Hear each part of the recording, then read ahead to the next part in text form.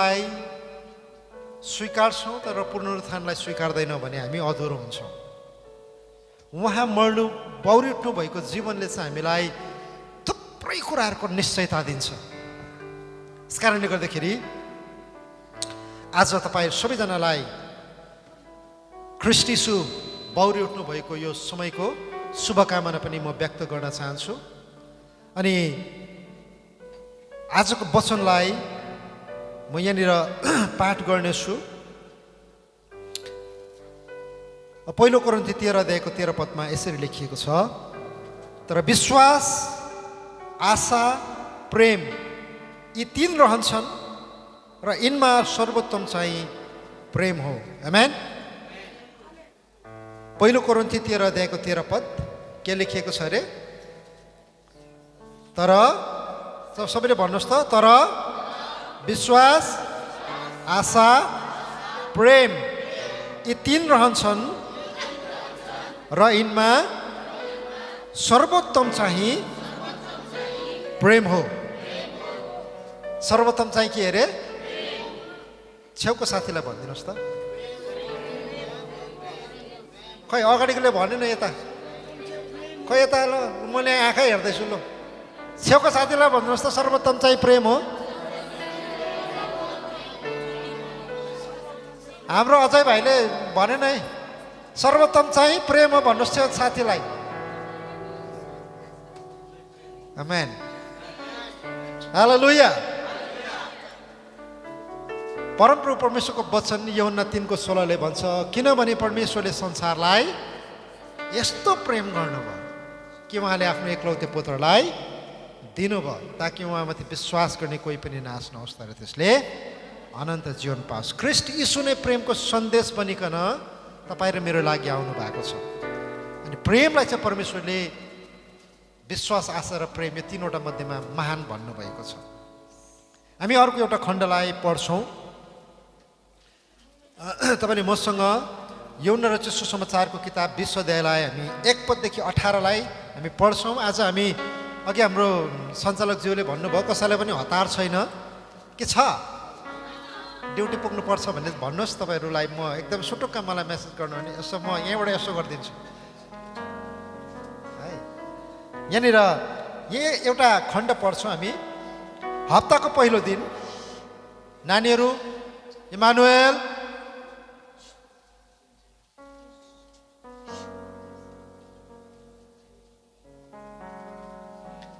यूहन्ना रचित सुसमाचारको किताब 20 अध्यायको 1 पददेखि हामी अलिकति पाठ गर्नेछौँ। हप्ताको पहिलो दिन बिहान अँध्यारो छँदै मरियम मग्दलिनी चिहानमा आइन् र तिनले ढुङ्गा चिहानबाट हटाएको देखिन्। तिनी सिमोन पत्रुस र येशूले माया गर्नु हुने अर्को चेला कहाँ दगुरेर आइन् र तिनीहरूलाई भनिन्, तिनीहरूले प्रभुलाई चिहानबाट लगेछन्, उहाँलाई कहाँ राखेका छन् सो हामी जान्दैनौँ। तब पत्रुस र त्यो अर्को चेला बाहिर निस्केर चिहानतिर गए। ती दुवै सँगसँगै दगुरे र त्यो अर्को चेला पत्रुसलाई उछिनेर चिहानमा अगाडि आइपुगे। समगार स्वान प्रहान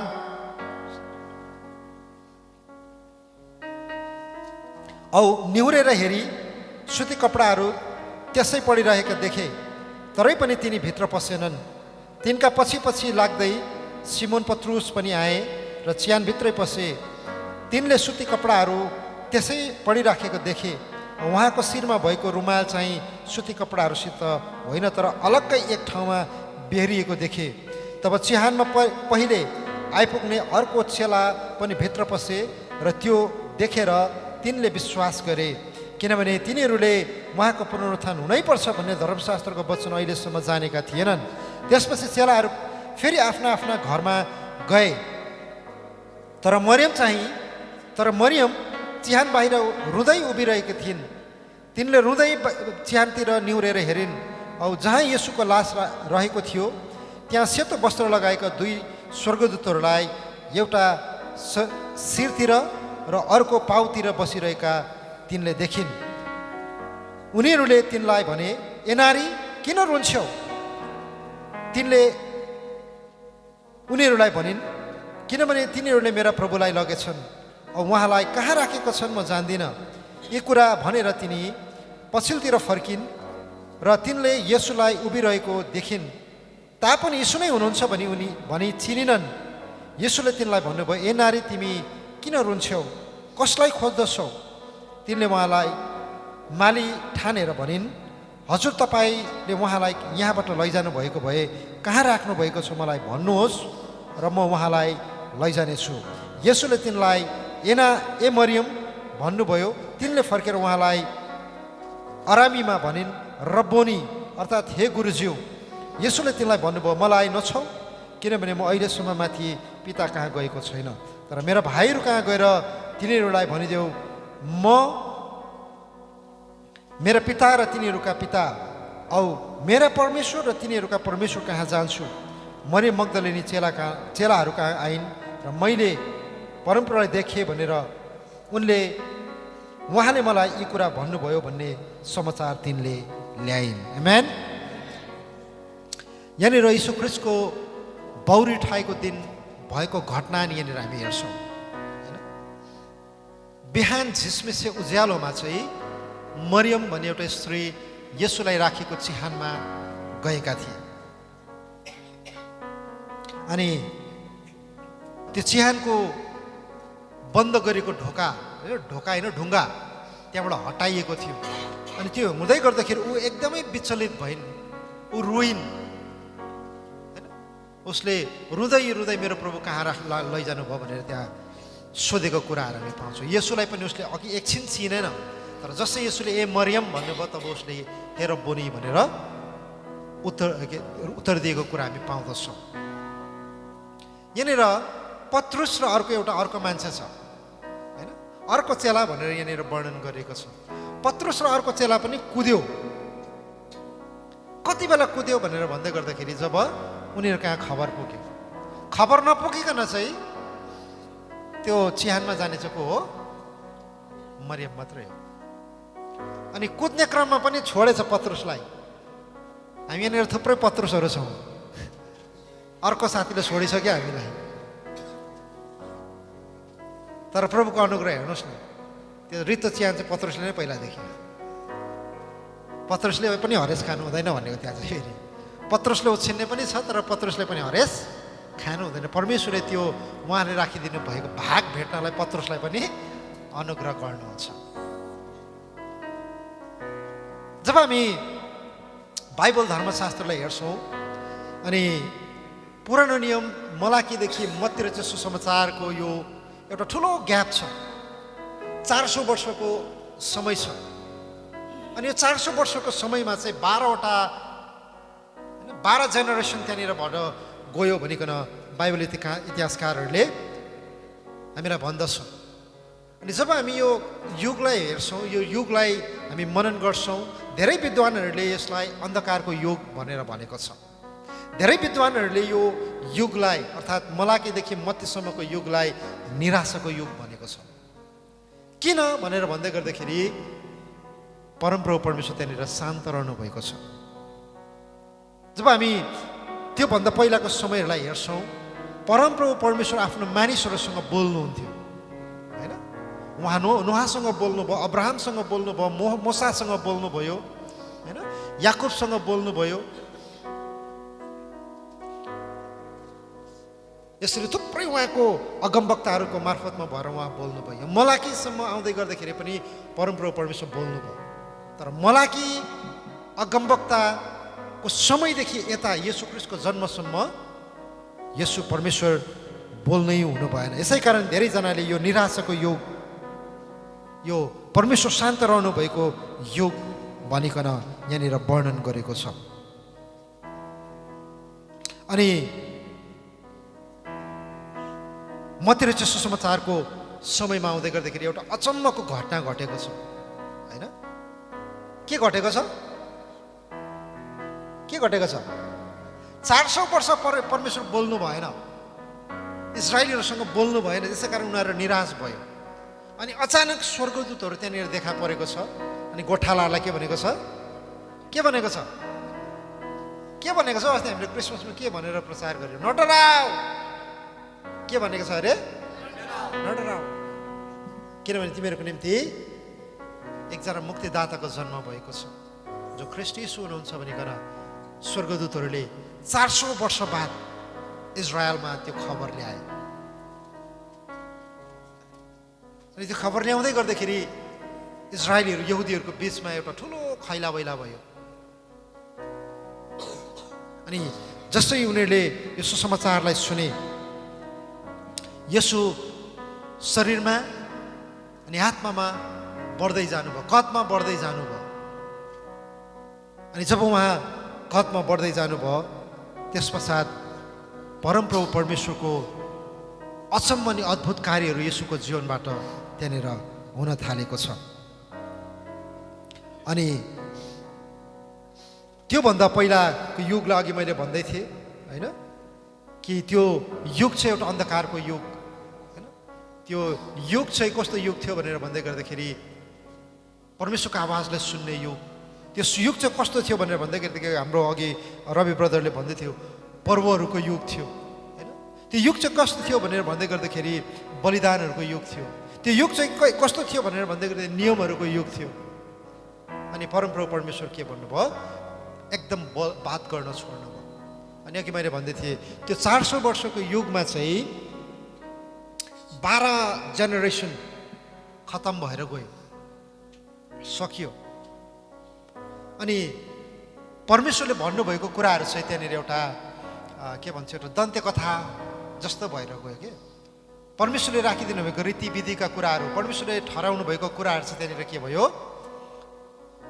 एउटा विधि जस्तो विधि हुन्छ नि, एउटा मेरो बाजेले गरेको मैले पनि गर्नुपर्छ भन्ने के, त्यहाँ उत्सुकता छैन।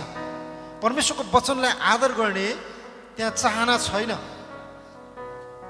उनीहरूको मनको विचारहरू एकदमै के भयो, बदलिँदै गयो। उनीहरूको तौर तरिका बदलिँदै गयो। 12 जेनेरेसन भनेको कम्ती होइन होइन। उदाहरणको लागि हामी नेपालीहरू हौँ, हामी नेपालीहरू हौँ कि होइन हौ? हामी नेपालीहरू हौँ। अनि दिल्लीमा आउँदै गर्दाखेरि हामी त नेपाली बोल्ने भएर आएको, तर अहिले हाम्रो नानीहरू के बोल्छ? हाम्रो नेपाली कल्चर उनीहरूलाई थाहा छ। उनीहरूको लागि हाम्रो नेपाली कल्चर के भएको छ, एउटा इतिहास भएको छ। अहिलेको नानीहरू हेर्नुहोस् त, त्यो दाउरा सुरुवाल र त्यो फरिया चोरमेन लाएर फोटो खिचेको देख्नुहुन्छ आजकल माथि दार्जिलिङतिर होइन।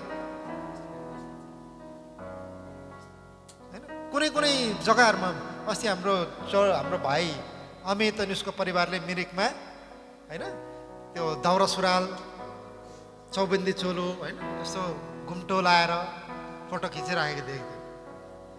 त्यो त हाम्रो पहिला बाजे बोजूहरूले त पहिल्यैदेखि लगाएको हो नि त। तर हामीसँग आउँदै गर्दा चाहिँ के भयो, त्यो हराउँदै गयो नि त। हाम्रो लागि त त्यो एउटा फेसन जस्तो भयो अहिले त होइन। त्यो लाउँदै गर्दाखेरि के हुन्छ, एक प्रकारको मजा आउँछ नि त। हाम्रो बाजे बोजूहरूले लगाएको अरे। यसरी नै यहाँनिर इजरायलीहरूको बिचमा भने परमेश्वरको आवाज सुन्ने, परमेश्वरले राखिदिनु भएको व्यवस्थाको कुराहरू के भयो, उहिले नै भने भयो, बिर्स्यो उनीहरूले सबै कुराहरू। अनि विधिका कुराहरू त्यहाँनिर आयो। अस्ति हामीले चर्च इतिहासलाई हामीले सुन्दै थियौँ होइन। येशू ख्रीष्ट आइसक्नु भएपछि पनि 1500 वर्ष चाहिँ 1500 वर्ष चाहिँ त्यहाँनिर कसरी मण्डलीहरू अन्धकारमा रह्यो भन्ने कुराहरू चर्च इतिहासबाट हामीले गएको हाम्रो त्यो सेमिनारमा सुन्दै थियौँ।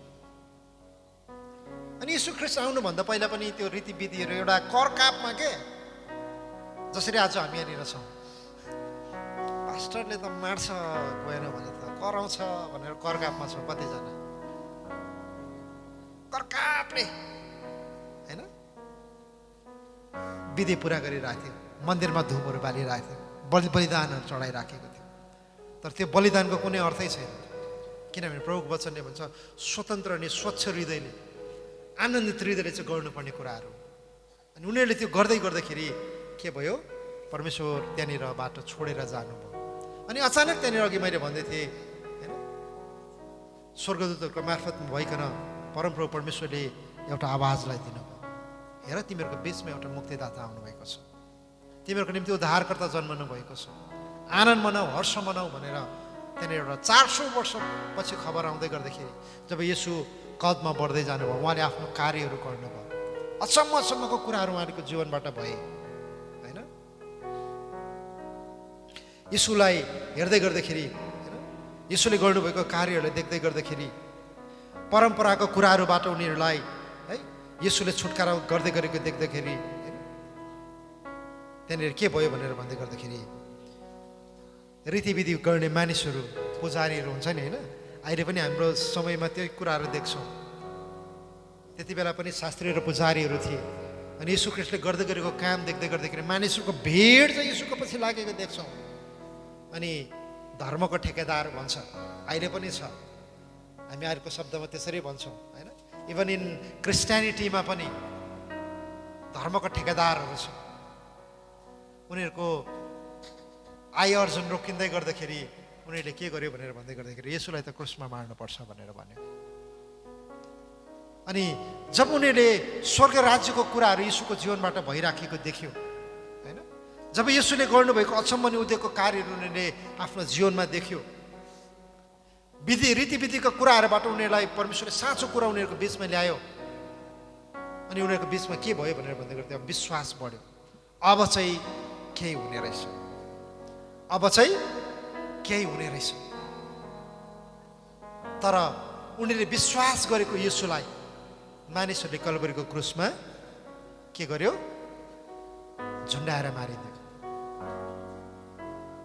उनीहरूको जीवनमा ल्याएको होइन त्यो अचम्मको कुराहरूलाई देख्दा देख्दै पनि उनीहरूले होइन त्यहाँनिर के गर्यो भनेर भन्दै गर्दाखेरि येशूलाई कल्भरीको क्रुसमा झुन्डाएर मार्यो। पत्रुसले आफ्नो वचनमा यसरी भन्छ, येशूले सोध्नुभयो मानिसहरूले म को हुँ भने भन्छ भनेर भन्दै गर्दाखेरि होइन त्यहाँनिर आफ्नो आफ्नो उत्तर दिएको छ।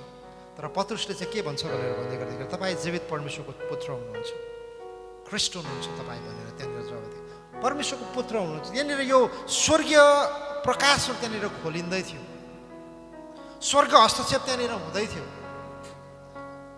अचानक येशूलाई कल्भरीको क्रुसमा झुन्डाएर मारेको छ अनि उनीहरूले लिएर राखेको त्यो विश्वास के भएको छ, समापन भएको छ। अघि हामीले पहिलो कोरिन्थी 13:13 के पढ्यौँ, विश्वास, आशा र प्रेम यी तीन अन्तसम्म रहन्छ तर सर्वोत्तम चाहिँ प्रेम हो। विश्वासको समापन भयो, येशू ख्रीष्टको क्रुसको मृत्युसँगै विश्वासको पनि समापन भयो। अनि दोस्रो कुरो हामीले के सुन्दै थियौँ, विश्वास, आशा। त्यहाँनिर विश्वासको मात्र समापन भएन, त्यहाँनिर आशाको पनि समापन भयो।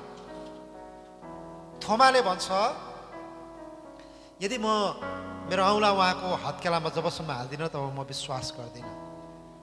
आशा, जुन आशाको साथमा यहुदीहरूले येशूलाई होइन हेरेका थियो, येशूले 5वटा रोटी अनि 2वटा माछाले 5,000 मानिसलाई खुवाउँदै गर्दाखेरि होइन, जन्मैदेखि लङ्गडो भएको मानिसहरूलाई कुद्ने बनाउँदै गर्दाखेरि होइन, मरेका मान्छेहरूलाई जिउँदो गराउँदै गर्दाखेरि मानिसहरूले के आशा राखेको थियो भनेर भन्दै गर्दाखेरि अबको उहाँको राज्यमा चाहिँ कुनै मृत्यु हुँदैन, उहाँको राज्यमा चाहिँ अब कुनै बिमारी हुँदैन, उहाँको राज्यमा चाहिँ अब कुनै खानु नपाई मान्छेहरू मर्दैन भनेर त्यहाँनिर मानिसहरूले विश्वास राखेका थिए।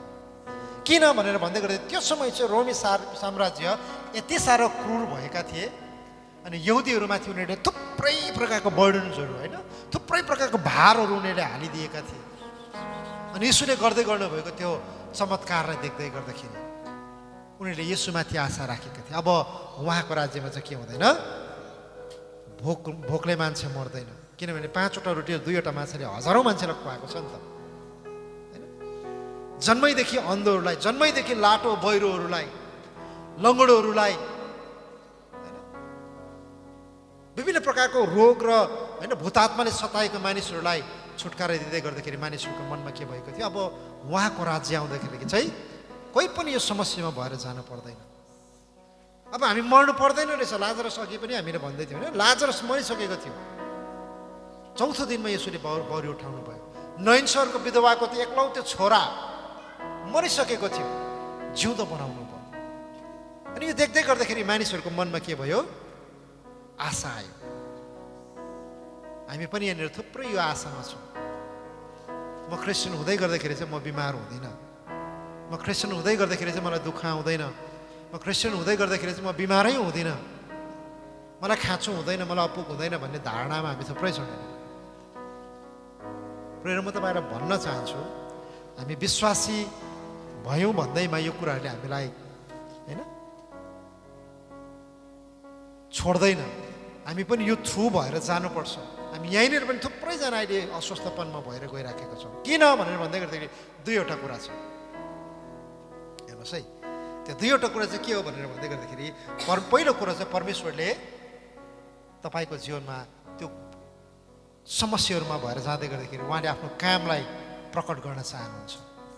दोस्रो कुरो चाहिँ तपाईँ आफै जानी परमेश्वरलाई परीक्षामा पार्नलाई त्यो कामहरू गर्नुहुन्छ नि, परीक्षामा पर्नुहुन्छ।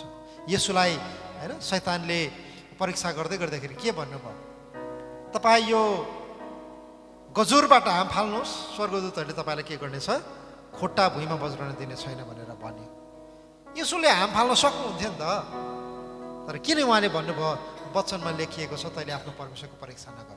हामी जान्दै यहाँनिर मैले हाने भने मेरो खुट्टामा चोट लाग्छ भनेर मलाई जान्दछु, तर हान्छु भने चाहिँ मेरो गल्ती हो नि त होइन। हामीलाई थाहा छ यो कुरा गर्दै गर्दाखेरि चाहिँ मेरो जीवनमा चुनौती आउँछ, परीक्षा आउँछ, सङ्कष्ट आउँछ, तरै पनि हामी त्यो कुराहरूमा अग्रसर हुन्छौँ भने हाम्रो गल्ती हो। अनि त्यति बेलाको समयमा पनि मानिसहरूले यो कुराहरू देख्दै गर्दाखेरि यसोमा ठुलो आशा राखेको थियो। धेरैजनाले चाहिँ तपाईँ आफ्नो राज्यमा आउँदाखेरि मेरो छोरालाई पनि होइन तपाईँसँगै राखिदिनुहोस् है, तपाईँको दाहिनेपट्टि राखिदिनुहोस् है भन्ने मान्छेहरू पनि छ त्यहाँनिर। त्यही मान्छेहरू जुन मान्छेले अघि एकपटक होइन आफ्नो खास्टोसम्म खोलेर होइन के अरे खजुरको पत्ताहरू बाटोमा बिछाएर होसाना होसाना भनेर यसोको जयकार गाए होइन, बेथानीदेखि यरुसलेम आउँदै गर्दाखेरि। अब त्यही मानिसहरूले एकछिनपछि गएर के गरे, ओहो हामीलाई त यसो होइन, हामीलाई त बराबर चाहिन्छ। हामी यति साह्रो छिटो हामी पल्टिन्छौँ, पल्टु होइन अर्को भाषामा। वचनले एउटा कुरा भन्छ, हाम्रो जीवनले अर्को कुरा हामी गरिराखेको हुन्छौँ। वचनको सत्यता हामीलाई थाहा छ, तर हामी सत्यतामा खडा हुन सक्दैनौँ। अनि यहाँनिर उनीहरूले होइन के गरे भनेर भन्दै गर्दाखेरि दाउद राजाको शासनलाई उनीहरूले स्मरण गरे होइन। यसु दाउदको सन्तानमा भएर होइन जन्मनु भएको हो नि त, दाउदको वंशमा भएर यसुफ आएको थियो नि, यसुफको घरानाबाट चाहिँ यसु ख्रीष्ट जन्मनु भएको हो नि त। अनि यति बेला इजरायलीहरू त्यो सङ्कष्टमा दबाउमा होइन भएको कारणले गर्दाखेरि जब यसुले गर्नुभएको कामहरू देख्छ उनीहरूले के याद गर्छ भनेर भन्दै गर्दाखेरि दाउद राजाको समयलाई याद गर्छ।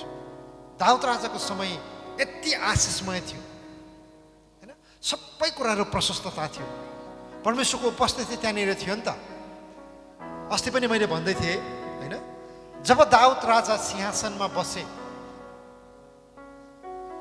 उसले सबैभन्दा पहिला के गरे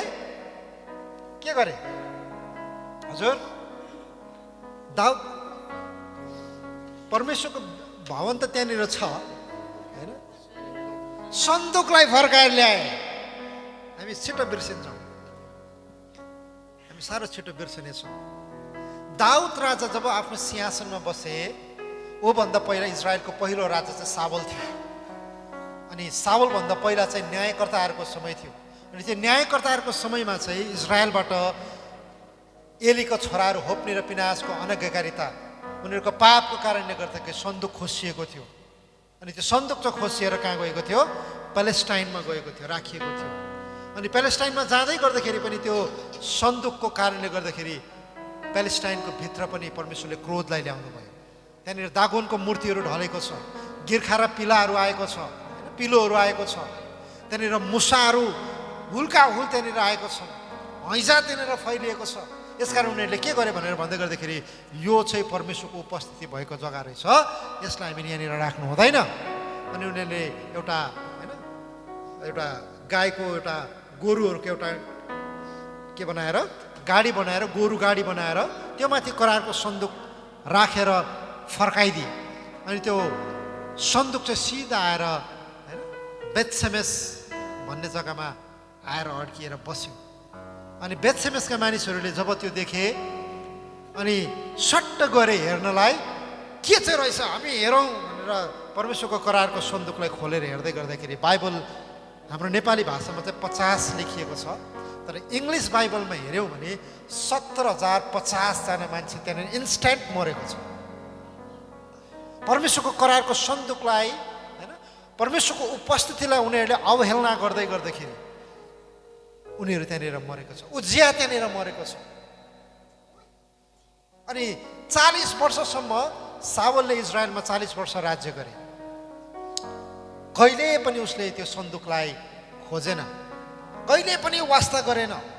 त्यसै कारण परमेश्वरले सावललाई उसको होइन सिंहासनबाट इन्कार गर्नुभयो, राजाको पदबाट इन्कार गर्नुभयो अनि दाउदलाई इजरायलको राजाको रूपमा नियुक्त गर्नुभयो। अनि जसै इजरायलको राजा नियुक्त भए सबैभन्दा पहिला त्यो करारको सन्दुक होइन जहाँनिर बेथसेमेसमा थियो त्यो सन्दुकलाई इजरायलमा ल्याउने निर्णय गरे।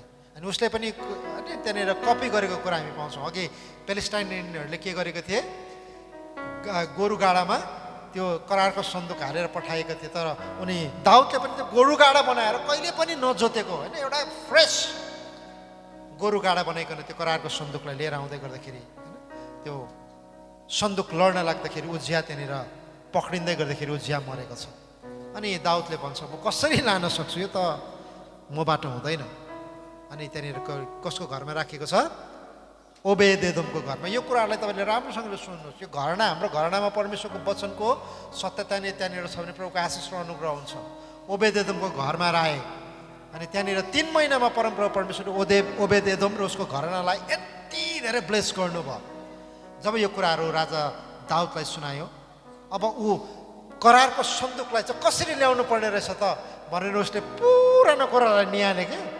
अनि पहिलाको समयमा चाहिँ परमेश्वरको करारको सन्दुकहरूलाई लेवीले बोक्नु पर्दछ, काँधमा बोक्नु पर्दछ लेवीहरूले। अनि त्यहाँनिर के गरे, दाउदले लेवीहरूलाई खटाइकन त्यहाँनिर के अरे किरियात यारिमबाट ओबेदेदोमको घरबाट परमेश्वरको करारको सन्दुकलाई इजरायलमा भित्राए। जसै इजरायलमा परमप्रभु परमेश्वरको करारको सन्दुक भित्रिए, इजरायलको नक्सा पल्टी। परमेश्वरले यति साह्रो समृद्धि दिए इजरायलमा, यति साह्रो आशिष गर्यो त्यहाँनिर। उनीहरूको अन्न पानीहरूमा अस्ति मैले तपाईँहरूलाई भन्दै थिएँ, इजरायलको भौगोलिक क्षेत्रलाई हामीले हेर्ने हो भने इजरायल चाहिँ कस्तो छ, डाँडा काँडाले भरिएको छ। अहिलेको जस्तो त्यहाँनिर टनलहरू थिएन त्यति बेला। उनीहरू आकाशको पानीमा निर्भर थियो, उनीहरूको भेडा बाख्रा होइन खेतीबारीमा उनीहरू निर्भर थियो। अनि यति साह्रो परमेश्वरले अनुग्रह गर्नुभयो होइन। इजरायलमा जब कालेब र यहोशूको कथालाई हामी हेर्छौँ, त्यहाँनिर भएको अङ्गुरको झुप्पाहरू, त्यहाँनिर भद्राक्षहरू होइन अनारको दानाहरू चाहिँ उनीहरूले कहिले पनि त्यत्रो देखेको थिएन भनेर भन्छ। अनि त्यही आशिष चाहिँ परमेश्वरले दाउदको समयमा फर्काइल्याउनु भयो, सुशासनलाई फर्काइल्याउनु भयो। अनि यहाँनिर पनि यो इजरायलीहरूले यहुदीहरूले जब यीशु ख्रीष्टको जन्म भयो, यीशु ख्रीष्टले गर्नुभएको अचम्म उदयको कार्यहरू देखे, अब उनीहरूले के गरे भनेर भन्दै गर्दाखेरि दाउदको दिनलाई याद गरे। अब फेरि परमेश्वरले के गर्ने रहेछ, हामीलाई उहाँको सुशासनमा लैजानुहुने रहेछ। तर दुःखको कुरो, उनीहरूले आशा राखेको परमेश्वरलाई यहुदीहरूले कल्भरीको क्रुसमा झुन्डाएर मारिदिए। उनीहरूको बिचमा अब विश्वास पनि रहेन, आशा पनि रहेन। आशाको पनि के भयो, समापन भयो। तर तेस्रो दिनमा यहाँनिर जो हामीले अहिले यौन रचित विश्वदायको 1 पददेखि 18 पदको समयलाई जुन खण्डलाई हामी हेर्छौँ, त्यो खण्डमा चाहिँ एउटा स्त्री छ। त्यो स्त्रीलाई बाइबलमा थुप्रै प्रकारले वर्णन गरिएको छ होइन। त्यो स्त्री मरियम भनेर भन्छ। अनि मरियमको चाहिँ पाप क्षमा भएको छ। उसलाई मानिसहरूले ढुङ्गाले, व्यवस्थाको नियमअनुसार ढुङ्गाले हानेर मार्नुपर्ने स्थिति थियो। येशूले के भन्नुभयो, जसले अहिलेसम्म पाप गरेको छैनौ त्यो मान्छे आएर पहिला यो स्त्रीलाई के गर, ढुङ्गाले हानेर मार। अनि मान्छेले के गर्यो, आफूले बोकेको ढुङ्गा त्यहीँनिर छोड्दै छोड्दै छोड्दै छोड्दै गयो। अनि अन्तसम्म पनि एकैजना मान्छे पनि त्यहाँनिर खडा भएन। अनि येशूले त्यो मरियमलाई सोध्छ, कसैले तिमीलाई दोषी ठहरायो? मरियमले भन्छ, ठहराएन। अनि यीशुले भन्नुभयो, म पनि तिमीलाई दोषी ठहराउँदिनँ, अब पाप नगर। होइन, अब पाप नगर। अनि त्यही मरियम आएर, होइन, हामी हेर्छौँ येशू एउटा के अरे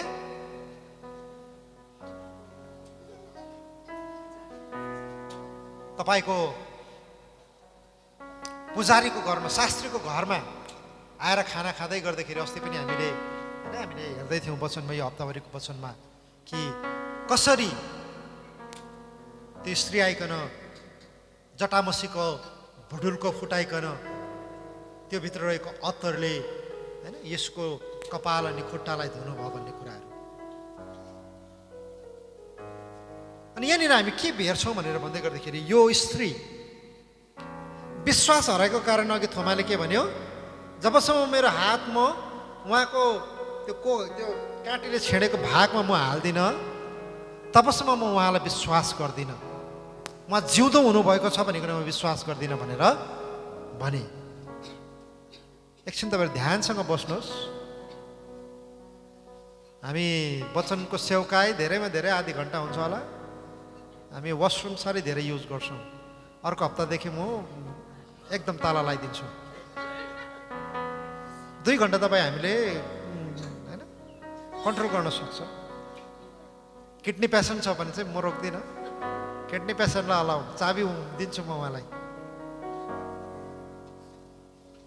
यो स्त्री यहाँनिर, होइन, बिहानको झिसमिसेमा अघि एकपल्ट पत्रुसले के भन्छ, तपाईँ परमेश्वरबाटको ख्रिस्ट हुनुहुन्छ भनिकन के भनेको छ, त्यहाँनिर घोषणा गरेको छ।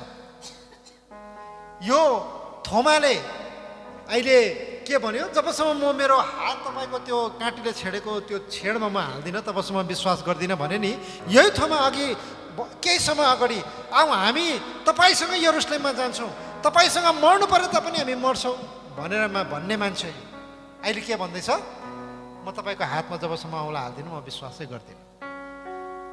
हामी पनि थुप्रो यस्तो मान्छेहरू छौँ, यसोको अनुग्रहलाई जीवनमा नजिकबाट देखेका छौँ। उहाँ कति विश्वासयोग्य हुनुहुन्छ, कति भलो हुनुहुन्छ, तर पनि हामी उहाँमा विश्वास गर्न सक्दैनौँ। त्यो मान्छेहरूको बिचमा एउटा स्त्री छ जो चाहिँ यहाँनिर के गरेको छ, चिहानमा झिसमिसे उज्यालोमा आएको छ, झिसमिसे उज्यालोमा आएको छ। उसलाई कसैले पनि करकाप लाएन। हामीले त भन्नुपर्छ, ल है अर्को हप्ताको सङ्गति 11 बजीदेखि छ है भन्दा पनि आइपुग्दैन। ल है आज हाम्रो बुधबारको सङ्गति बेलुका 8 बजीदेखि हुन्छ भन्दा पनि आइपुग्दैन। ल है हाम्रो शुक्रबारको सङ्गति 8 बजीदेखि हुन्छ भन्दा पनि आइपुग्दैन। खुसीको कुरो शनिबार चाहिँ कोही समयमा आइपुग्छ, सबै चाहिँ होइन, गटेस मिटिङमा। हामीले समयलाई हामीले कदरै गर्दैनौँ क्या वास्तवमा हो भने। धेरैचोटि यहाँनिर स्वर्गदूत मरियम कहाँ कति बेला देखा पर्नु भयो भन्नुहोस् त? ऊ झुन्डमा हुँदा देखा पर्यो? परेन नि। स्वर्गदूत मरियम कहाँ कति बेला देखा पर्नु भयो भनेर भन्दै गर्दाखेरि जब एक्लै रुँदै थियो, होइन, अहिले हामीले त्यही पढ्यौँ नि, जब मरियम एक्लै त्यो चिहानभित्र हेर्दै रुँदै थियो, त्यहाँनिर स्वर्गदूतहरू देखा परेको छ। जब पनि तपाईँ र म तृष्णाको साथ, हाम्रो तृष्णा भनेको होइन नि फेरि, होइन, भित्र हृदयले प्रभुलाई भेट्ने चाहनाको साथ हामी हेर्छौँ नि उहाँलाई, उहाँ तपाईँ र मसँग देखा पर्नुहुन्छ। आमेन।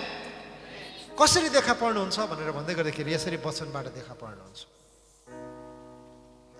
उहाँ साक्षात् तपाईँ र मेरो अगाडि खडा हुन पनि सक्नुहुन्छ। त्यो विश्वास त छँदै छैन नि त हामीलाई, होइन। यसैले भन्नुभयो, यदि तिमीले विश्वास गर्छौ भने यो पहाडलाई उक्लेर समुद्रमा मिल्के जा भन्छ भने त्यो हुन्छ भन्छौ, होइन। कत्रो विश्वास भयो भने भनेको छ रायोको दाना। रायोको दाना देख्नु भएको छ? देखेको छ हामीले। भनेपछि हाम्रो विश्वास कति होला, होइन। रायोको दाना भनेको कत्रो चाहिँ हुन्छ लु भन्नुहोस्? मैले तपाईँहरूलाई मात्रै भनेको होइन, ममा पनि यो वचन लागू हुन्छ नि फेरि, होइन? यो स्त्री यहाँनिर विश्वासको कारणले पनि होइन, किनभने विश्वास त मरिसक्यो। ऊ आशाको कारणले पनि होइन, किनभने आशा पनि सकिसक्यो।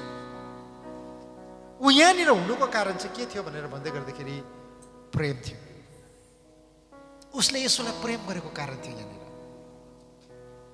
अच्छा, तपाईँ र मैले यसोलाई कसरी प्रेम गर्छु? कसरी प्रेम गर्छु? जब त्यो मान्छेले आशाको कुराहरू देख्दै गर्दाखेरि थुप्रो थियो नि त पछ्याउने त, होइन? हजारौँको सङ्ख्यामा थियो नि त यसोको पछि लाग्ने त। जब यसोले 5वटा रोटी र 2वटा माछाले खुवाउँदै गर्दाखेरि त, यसोले मिराकल्स गर्दै गर्दाखेरि उहाँको पछि लाग्ने मान्छे त हजारौँको सङ्ख्यामा थियो नि त। तर चिहानमा गाडी पछिको त्यो तेस्रो दिनमा जाने मान्छे चाहिँ कतिजना थियो? एक्लै थियो, एक्लै थियो। तपाईँ र मैले यसोलाई कसरी प्रेम गरेको छु? तपाईँ र मेरो जीवनमा, तपाईँ र मेरो परिवारमा येशू ख्रीष्टको महत्त्व कस्तो छ? एउटा प्रश्न तपाईँले लिएर जानुहोस्, मैले येशूलाई कसरी चिनेको छु? मेरो लागि येशू को हुनुहुन्छ? यो प्रश्न लिएर जानुहोस् र एक्लै मनन गर्नुहोस्। तब प्रभु तपाईँ कहाँ देखा पर्नुहुन्छ, तपाईँलाई प्रत्युत्तर दिनुहुन्छ। म यो बिहानीको समय वचनले उत्साह गर्छु। पहिलो कोरिन्थी 13:13ले भन्छ, विश्वास, आशा र प्रेम तीनैवटा उत्तम कुरो हो, राम्रो कुरो हो। ख्रीष्टमा भरोसा राख्नु, विश्वास राख्नु राम्रो कुरो हो। उहाँबाट पाउने कुराहरूमा आशा गर्नु, होइन? दाउदले आफ्नो वचनमा यही कुराहरू भन्छ, म तपाईँमा आशा गर्छु, मेरो नजर म तपाईँमा लगाउँछु, मलाई गुहार गर्नुहुने तपाईँ हुनुहुन्छ भनेर दाउदले आफ्नो वचनमा भन्छ। तर हामी योभन्दा पनि प्रभुको वचनले, होइन, पावलले कोरिन्थीको मण्डलीलाई भन्छ, सर्वोत्तम चाहिँ प्रेम।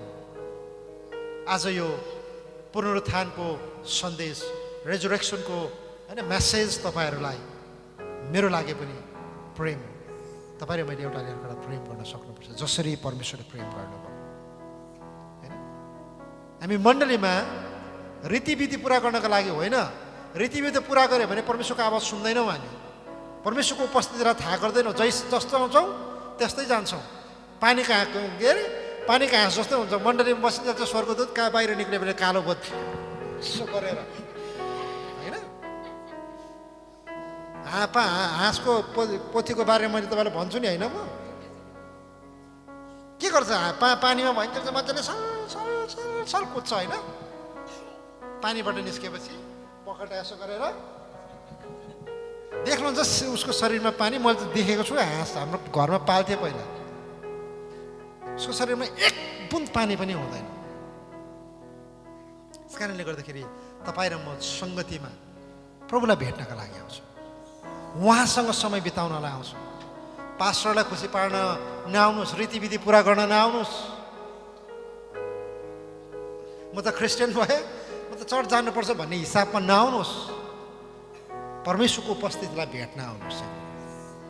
जब तपाईँ यो विचारमा गर्नुहुन्छ नि, तपाईँले जीवनको एक एक सेकेन्ड तपाईँले बुझ्नुहुन्छ।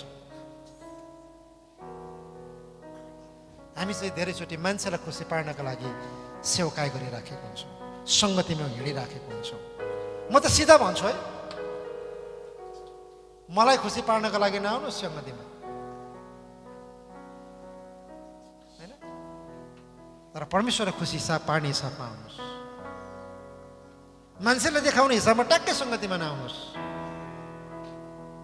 परमेश्वरले मलाई कसरी देख्नुहुन्छ त्यो हिसाबमा आउनुहोस्।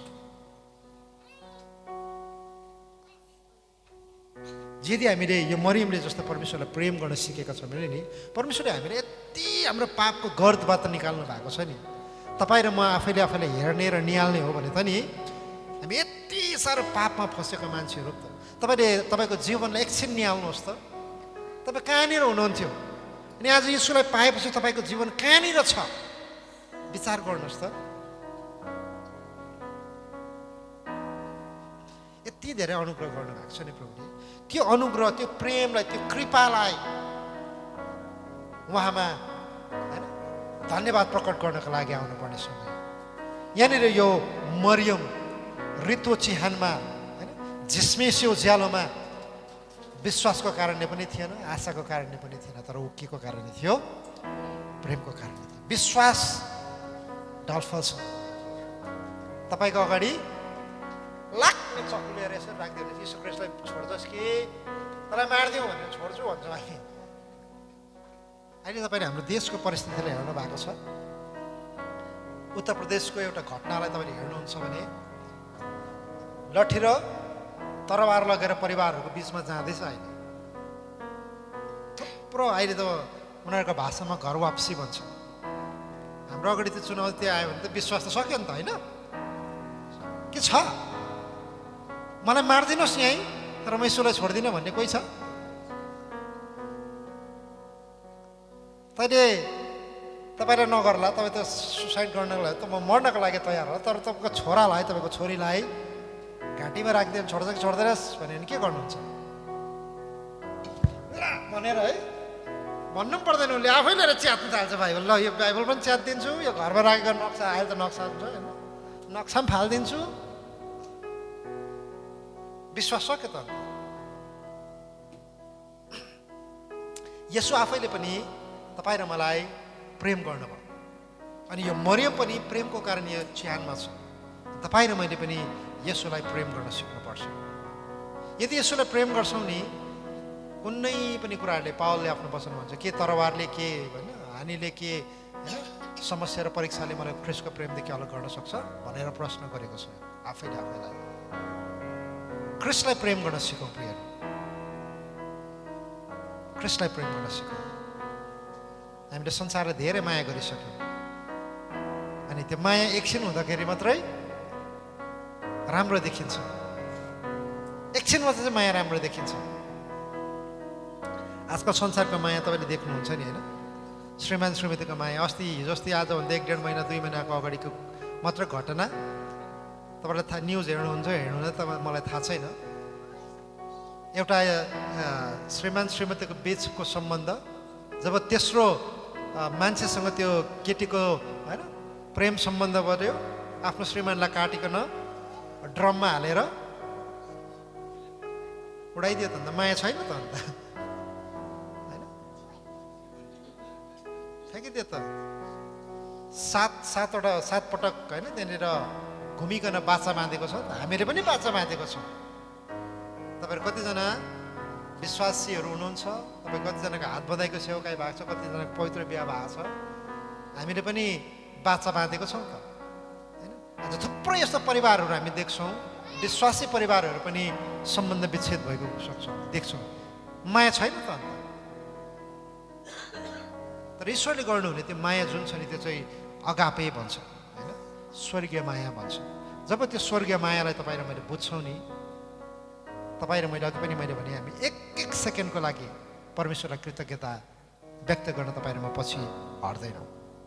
आज म तपाईँलाई यौन विशुद्ध 1:18 अनि 1 कोरिन्थी 13:13 का आधारमा विश्वास, आशा र प्रेम 3 रहन्छन्।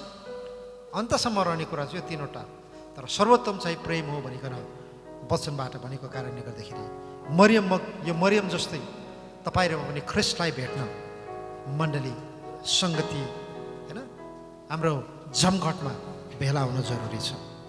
प्रभुलाई महिमा होस्, वचनले हामी सबैलाई आशिष गरून्।